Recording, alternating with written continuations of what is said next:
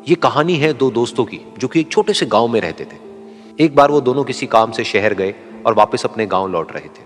उनके गांव तक पहुंचने के लिए उनको एक घने जंगल से होकर के गुजरना था। और जब वो उस जंगल से गुजर रहे थे तो एक दोस्त को प्यास लगी और वो पानी ढूंढने के लिए रास्ता भटक गए। थोड़ी ही देर बाद शाम हो गई और रात होने ही वाली थी।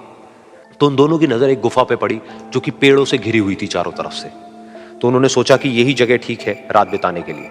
तो दोनों ने कुछ लकड़ियां इकट्ठी करी, उस गुफा के अंदर गए और आग जला करके वहां पे बैठ गए। रात का वक्त था, गुफा के अंदर आग जल रही थी, बाहर बिल्कुल अंधेरा था और कुछ जानवरों की आवाजें आ रही थी। तो उन दोनों में से जो एक दोस्त था वो अंदर ही अंदर डरने लगा, क्योंकि उसने भूत प्रेतों की बहुत कहानियां सुनी थी कि रात के वक्त जंगल में कुछ भयानक आत्माएं भटकती हैं और अगर उनको कोई ऐसा भटका हुआ आदमी मिल जाए तो उसको नहीं छोड़ती।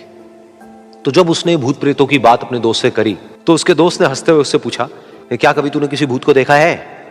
तो उसने कहा नहीं, मैंने तो नहीं देखा, लेकिन मेरे कुछ जान पहचान के लोग हैं जिन्होंने देखा है। तो उसके दोस्त ने उसको समझाने की बहुत कोशिश करी कि यार ऐसी सुनी सुनाई बातों पर विश्वास नहीं करते हैं, अब तू सो जा और मुझे भी सोने दे, मुझे नींद आ रही है। और इतना कह करके उसका दोस्त वहीं पर लेट गया और थोड़ी देर में सो गया। लेकिन वो जो अंदर से डरा हुआ था वो लेट तो गया, लेकिन उसको नींद नहीं आ रही थी। उसको लग रहा था कि शायद यहां पर कहीं कोई है जो छुप करके कहीं से उसको देख रहा है।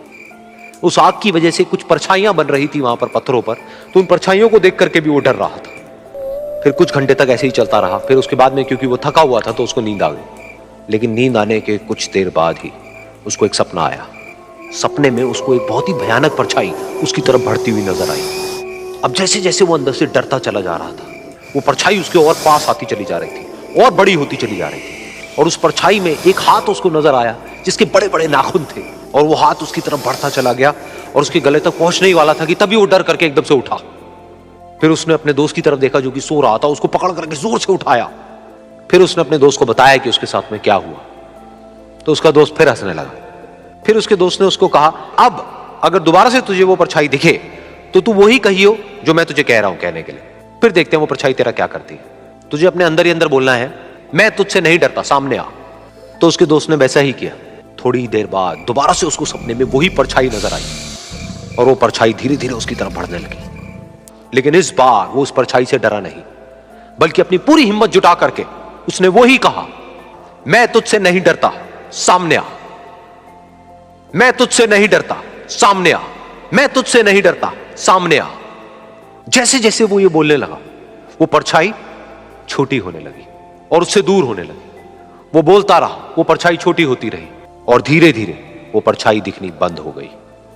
बिल्कुल ऐसा ही हमारी जिंदगी में भी होता है। हमारे अंदर जितने भी डर है, उससे हम जितना डरते हैं हम उतना ही छोटे होते चले जाते हैं और वो डर उतने ही बड़े होते चले जाते हैं।